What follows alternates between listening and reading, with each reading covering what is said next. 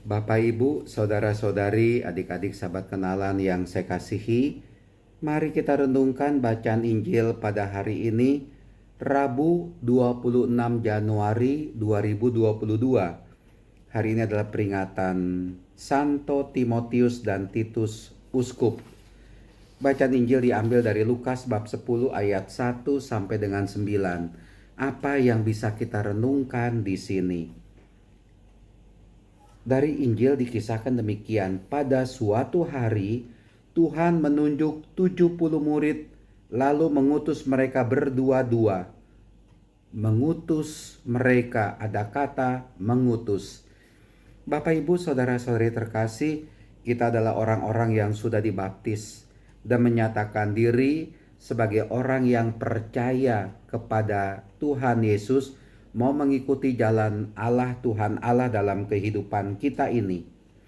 Tapi yang mesti kita sadari adalah dibaptis berarti juga diutus.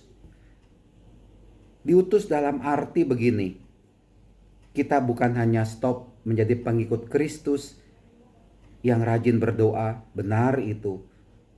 Rajin ekaristi, benar itu. Namun tugas perutusan itu pun diberikan kepada kita sekalian.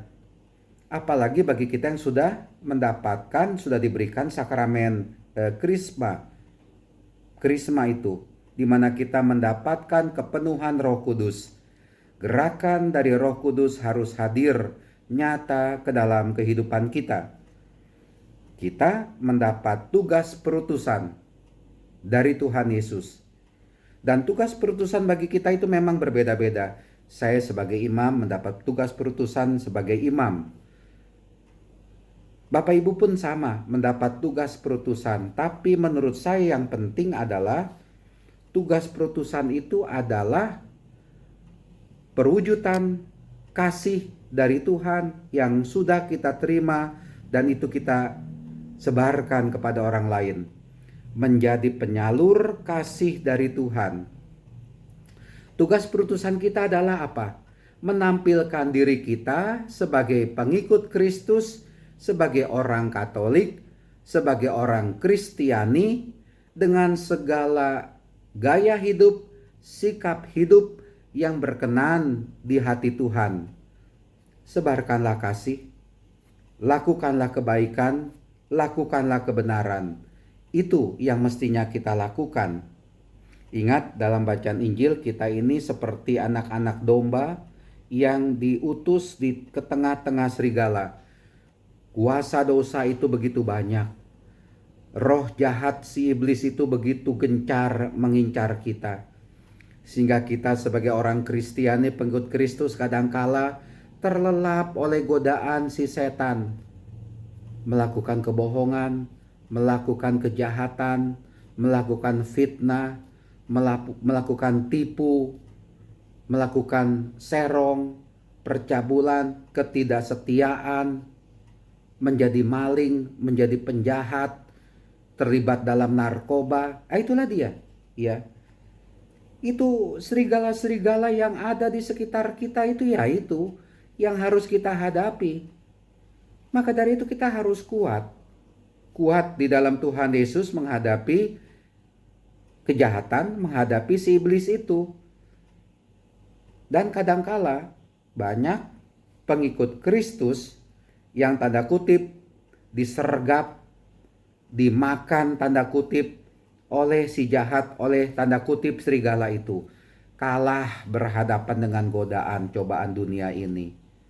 Oke. Namun sekali lagi, mari kita sadar akan kehidupan kita ini. Bahwa kita pun mendapatkan tugas perutusan, kita diutus untuk mewartakan kebenaran, kebaikan, kasih dari Allah.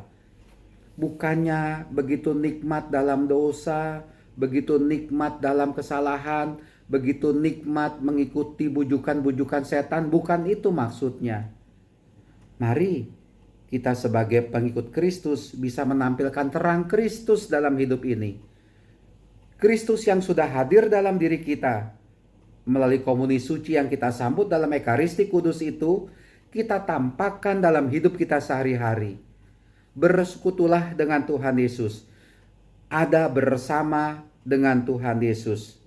Apalagi dari dalam bacaan Injil kita diminta untuk membawa damai. Menyatakan damai kepada sesama.